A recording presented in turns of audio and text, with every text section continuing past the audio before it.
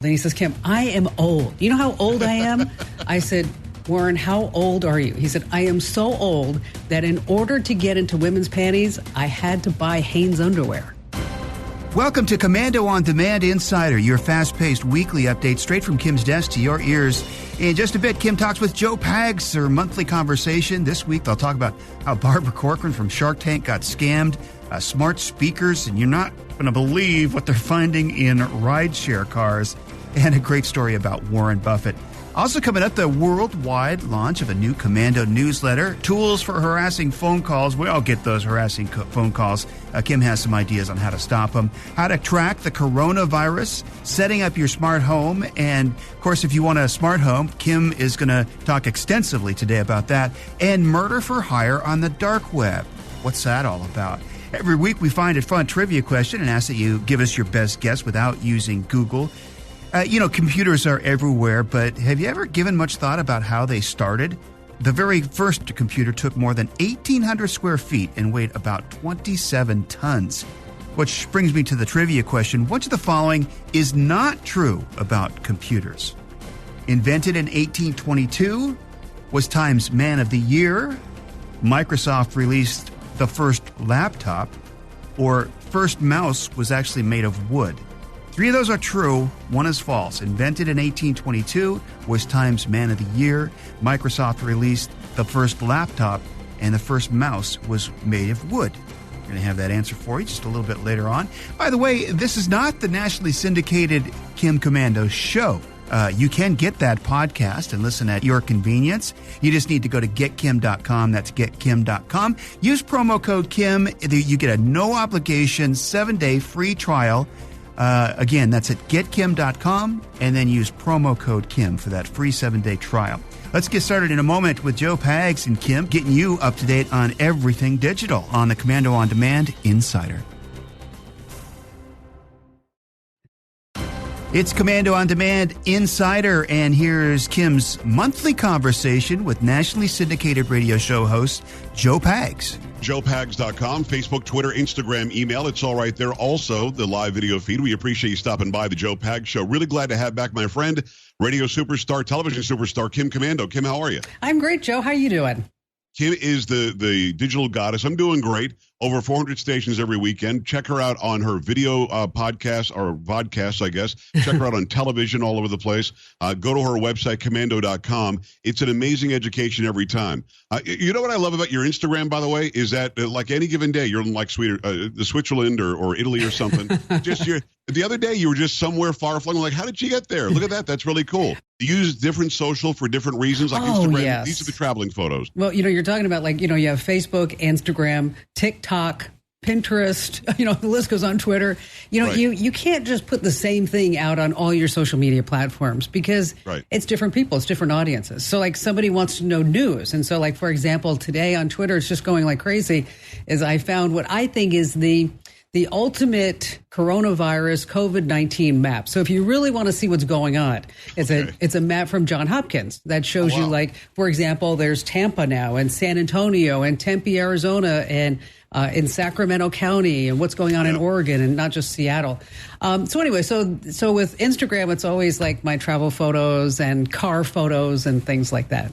And it's very cool. I'm sort of the dumb guy. I put everything on everything, and the same things on everything. And I think that it does become, duplicated for a lot of my followers, and they don't like that. I think what you're doing is exactly how you do it. By the way, I'm in San Antonio, so they're closing them all down here because a lady ate the food court or something that it turns out had coronavirus. We have no idea why she was let go. So in utilizing it, do you have a TikTok, by the way?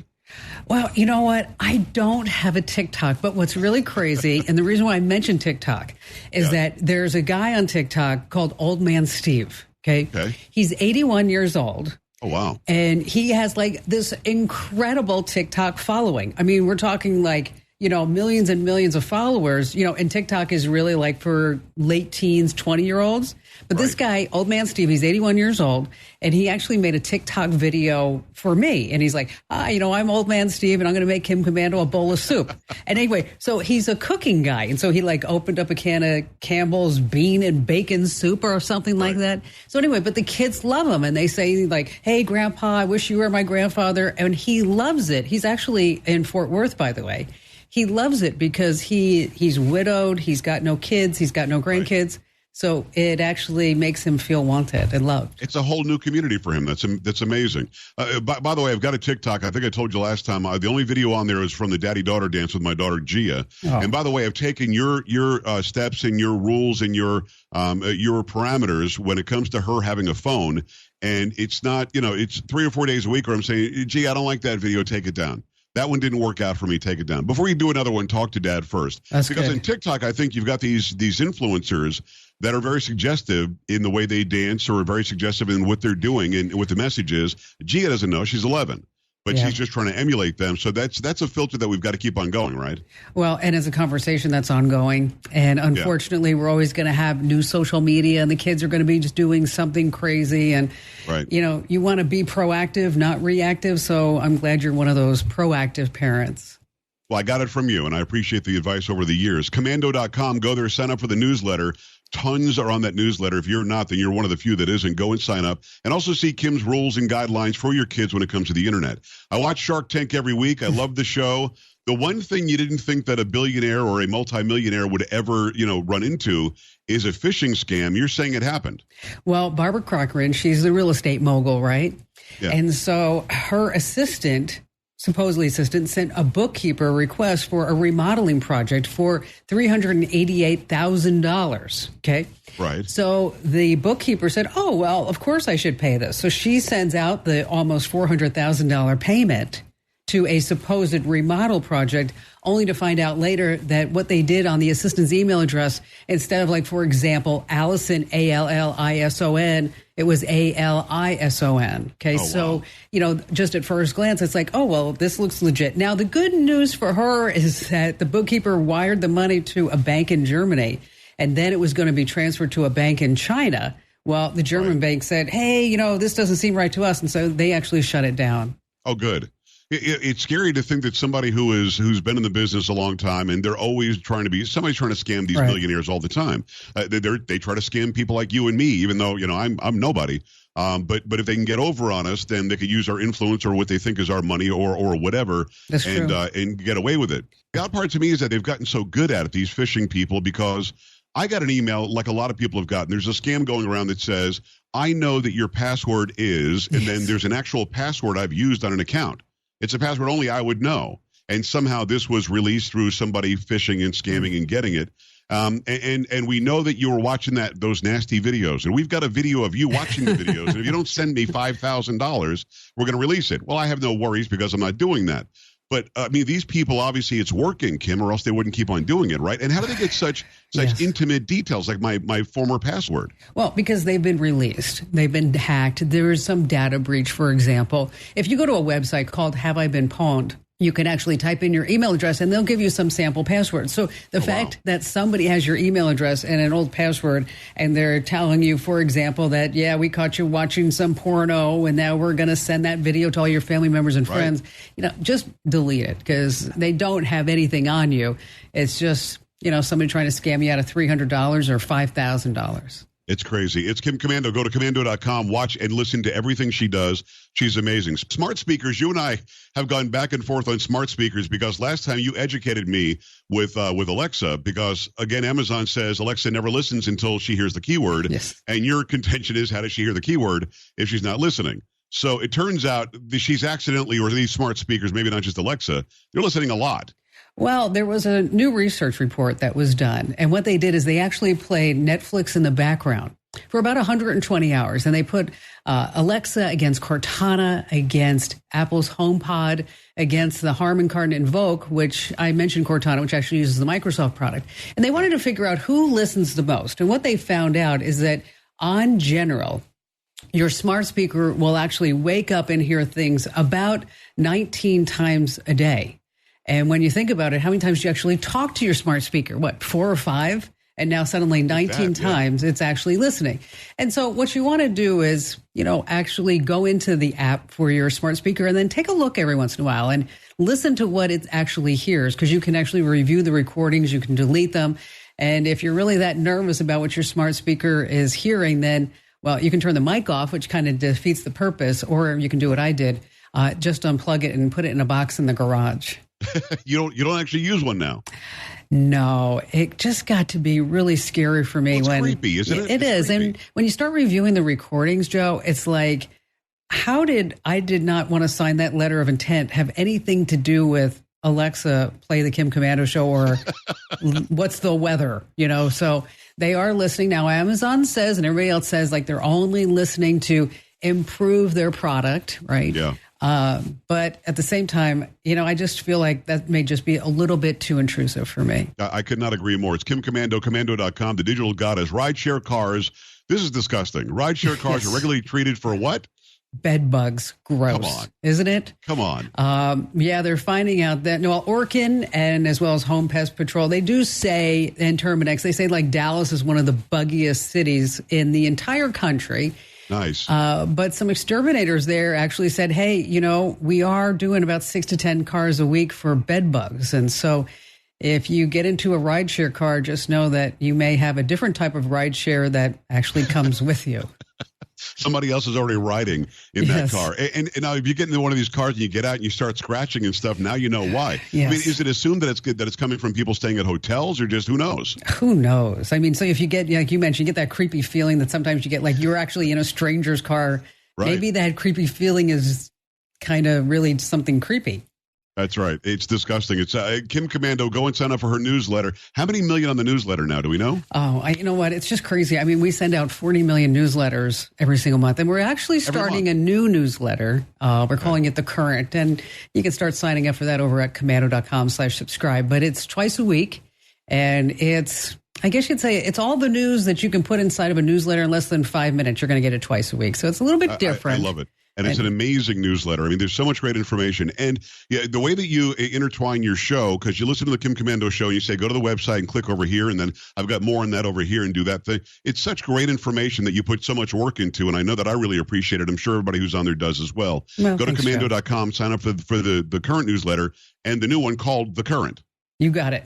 Okay. Warren Buffett, billionaire. Yes. He's been using a flip phone this whole time, really? Yeah, so $25 Samsung flip phone. And he recently decided that he was going to move into the digital age. That's right.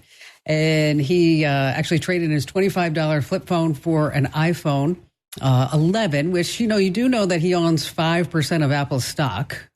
So he could have had one for a while now. Yes. And what's interesting to me is that it was probably, I don't know, maybe 5-6 years ago that I was voted one of the top 100 most influential women in America by Fortune magazine. Right. And so I went there, I did the keynote, and I sat down next to Warren Buffett. And so, me, I actually looked at him. I said, hey, Warren, got any stock tips? And he's like, no. And I said, you're still carrying a flip phone? Because that's what he had then. Right. And he said, Kim, I listened to your show in Omaha, but I'm old. I have a flip phone. And I said, oh, you're not that old. And he says, Kim, I am old. You know how old I am? I said, Warren, how old are you? He said, I am so old that in order to get into women's panties, I had to buy Hanes underwear. Stop it. And I'm like, I bust out laughing. And meanwhile, it was like all quiet. And I'm like, right. Warren, you're like a card. I'm like, he and I are now best buds. Not really. But anyway, we were at that moment.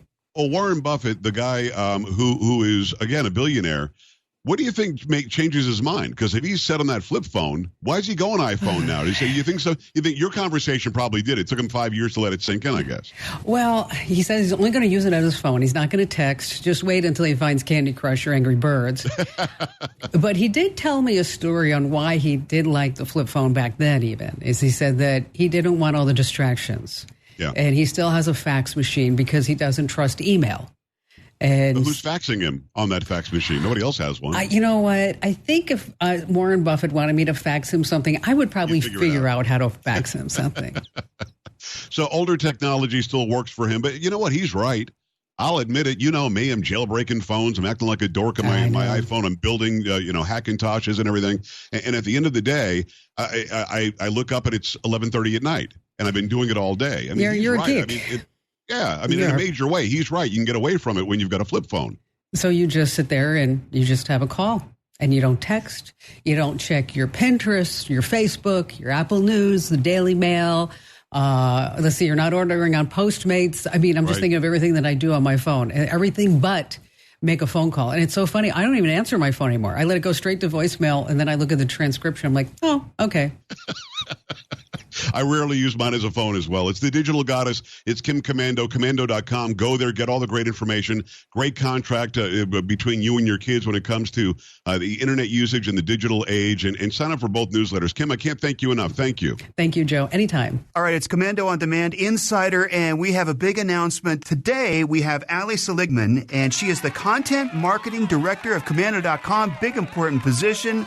And thank you so much for taking the time to stop by and tell us about this. Of course. Thanks for having me, Mike. So what is it? What's going on? We have a brand new newsletter, and we're so excited about it. So we know exactly what our readers love. The tech news, tips they need to keep up with the digital world. Right. We know what they don't love, and they tell us what they don't love. Those annoying ads, a ton of links, having to search for the news and advice they want. So we do it for you. That's why we created The Current. We hear you loud and clear. You're over the ads. You want less email. I bet your inbox is pretty crowded, Mike. I have probably thousands of newsletters that I've never opened. Of course, everybody probably does. Absolutely. We all do.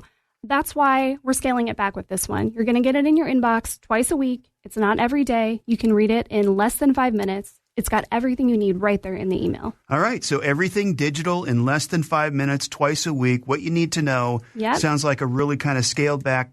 And the biggest part about it is it's totally free. So it's got news, tips. It's even got trivia in it.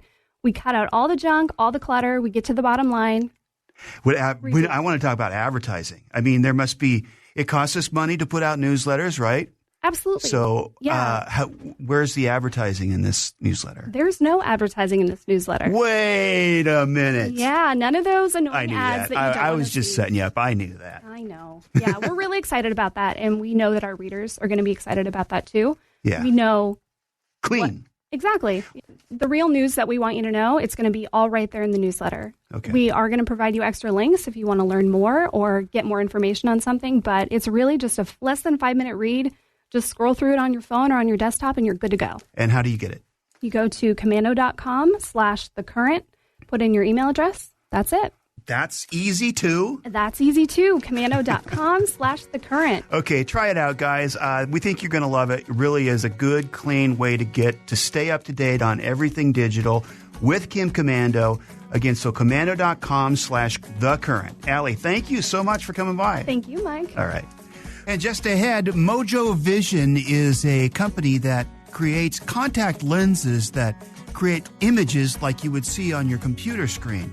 It's hard to explain, but the company founders are going to be here in just a few moments to tell us about it. Later on, it's murder for hire on the dark web. What's that all about? What's the best way of setting up your smart home that is 100% secure? On Komando on Demand Insider. Most phone companies, both landline and mobile, provide what's known as star codes to fight unwanted callers. You probably know that star 69 instantly traces the number of the last person who called you. It works even for anonymous or hidden calls. Once you have their number, you can then block calls from that number forever. And there's the nuclear option, star 57. If someone is genuinely harassing you, keep a log of each time it happens. After you have a good list of the evidence showing the times and the dates of the calls, dial star 57 the next time they call you. The harassing call is immediately transferred to the police. Then call the police non-emergency number. Send them your written call log showing the harassment. Remember, it's your phone. You can control it.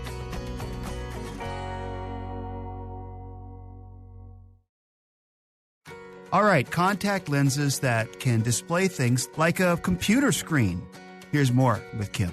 Augmented reality is on our phones and coming to our cars, but try and imagine seeing AR through your own two eyes. Not with glasses, but with contact lenses.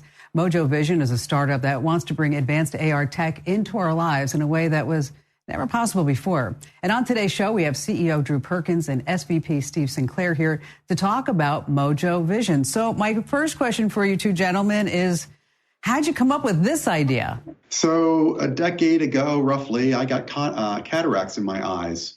And I had cataract surgery. And when they do cataract surgery, they put devices called intraocular lenses into your eyes. And I thought, why in this day and age, that was a decade ago already, can I have bionic vision like the $6 million man. I thought to myself, someday I'm going to start a company to develop that. I'm a serial entrepreneur. The concept of augmented reality was already becoming very popular. I thought, well, obviously it would make sense to both commercially and just from the technology, integrate augmented reality capability into it at the same time. Is the idea to have contact lenses that would have augmented reality like a Google Glass? And so you would put this directly into your eyes? You would put it directly into your eyes and you get information like Google Glass, but Google Glass is more of a heads-up display. It isn't very good augmented reality. It doesn't truly, it gives you this little display up in the corner you can look at, but it doesn't show you information everywhere that you look. And the idea was it should show you images as if they're really there. And that's what we're doing. And so, Drew, what would be some great uses of the smart contact lens? Well, actually, I'll jump in here. So a lot of folks think about augmented reality as a heads-up display and bringing information in front of you. For us, it is contextual information. We want to bring up information that's useful in the moment. So imagine you're doing your show and your script is all in front of you, but there are no teleprompters in front of you. You have all the information you need available to you. You're a doctor working with a patient and all the patient information you need is there, but you're able to have a conversation with them eye to eye because you don't have something big and bulky on your face. So any kind of important information that you want to see in the moment is useful for this kind of application. And then when you don't need it, it goes away. And so would your smartphone be doing most of the processing power then? Some of the processing power is happening on the smartphone. Some of it is happening on an accessory that's helping to pass data to the contact lenses. Some of it can be happening in the cloud. And in fact, our smart contact lens actually has a small ARM processor on it as well.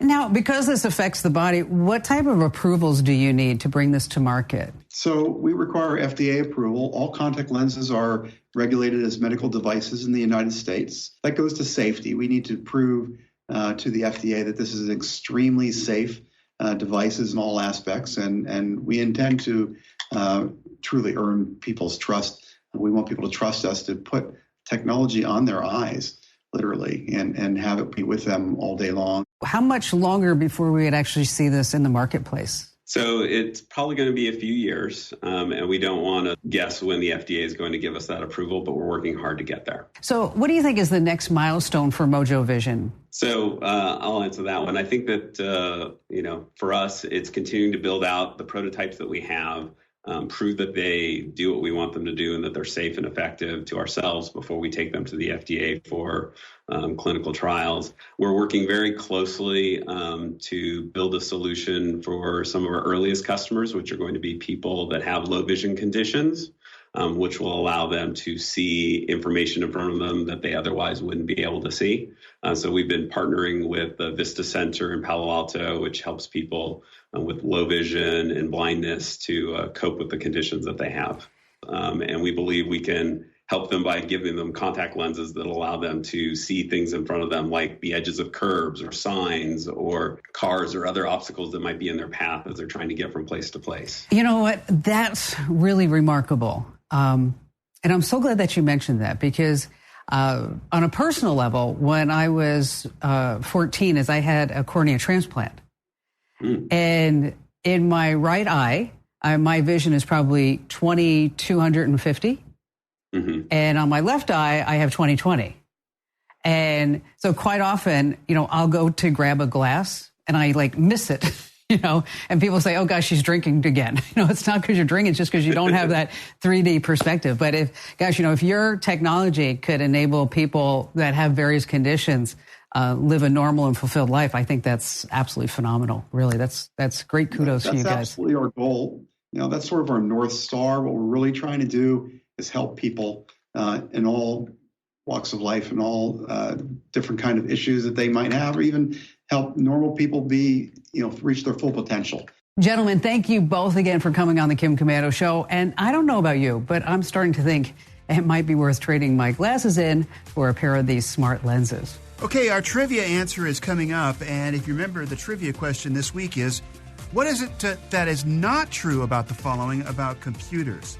Is it was invented in 1822, Time Magazine's Man of the Year, Microsoft released the first laptop, Or was the first mouse created out of wood? One of those is not true. 3 of them are true.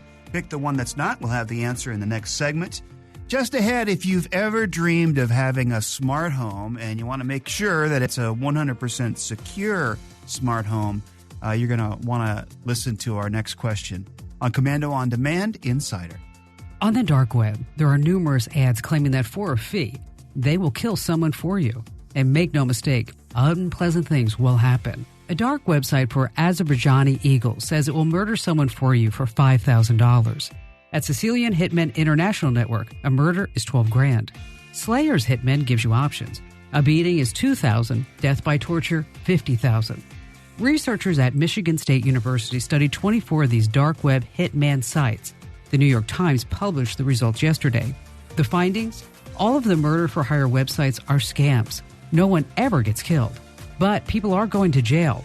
When anyone sends money to hire a murderer, law enforcement knows. And the person they wanted dead carries on his or her life as if nothing ever happened.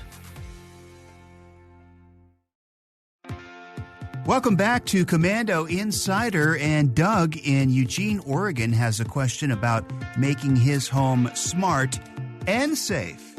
Here's Kim. Hi there, Doug. Hi, Kim. Well, it's a pleasure to talk to you. I've been a listener for more years than I can count. I don't know when you went national, but it had to be pretty close to that. And it's just an honor to talk to you. And my question today is about smart homes. Okay. I mean, I first started looking at what was going on and found out, well, smart homes is just this huge umbrella for dozens, if not hundreds of different companies out there trying to sell you everything, and then they promise you everything's compatible and all that kind of stuff. Yeah. No. And I've been working with this.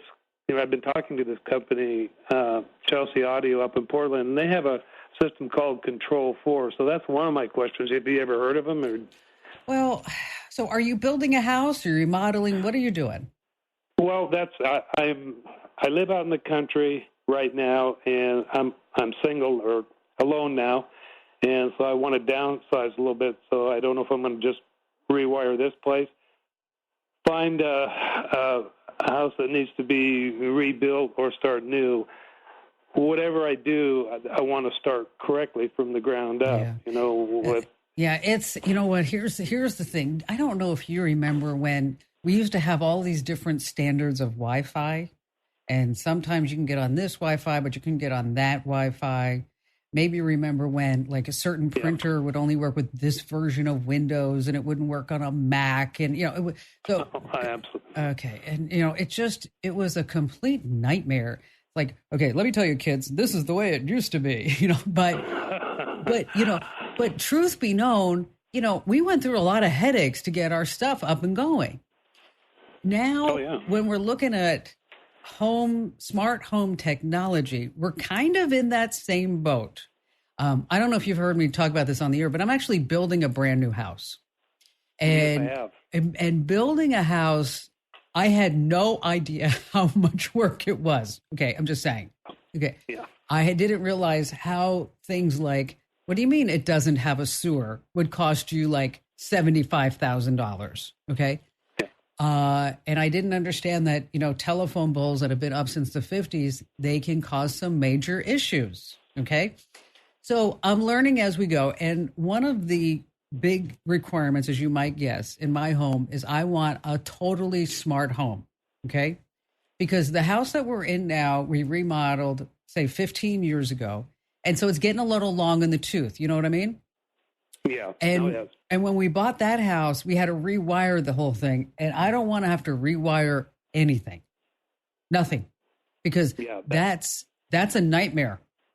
Definitely not my first choice. No, I mean, if I could do anything to dissuade you from rewiring a current house, I'd go to Eugene, we'd have lunch, and I'd say to you, this is something, life is too short for you to rewire a house. Okay. Well, another big problem I have is I'm rural, and so all I have is satellite internet. So my speeds are, sometimes during the day I can't stream anything. I'm too far away from the hub to get any kind of DSL up here. So I probably am going to go downsize and get somewhere where I can get decent internet. And if that's the case, then I won't have any problem wiring because it'll be all pretty much brand new. So here, let me tell you where I'm at.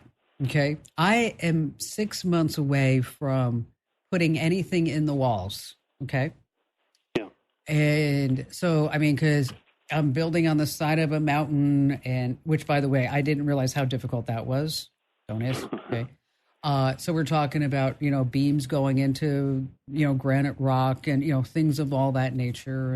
And with Phoenix, I want it to be a greenhouse, which it's, 120 degrees. Tell me how that's going to happen. So I have all these requirements. So I actually met with my AV guy and said, where are we and what do you think? I mean, because we have Crestron, Savant, S-A-V-A-N-T, and Control 4. Okay. And the general consensus, and here's a guy that I trust, he said, you know what, let's just hold off until about 4 or 5 months because this industry is moving so quickly. Because now you have something called the Z-Wave standard, which just 2 weeks ago became a standard.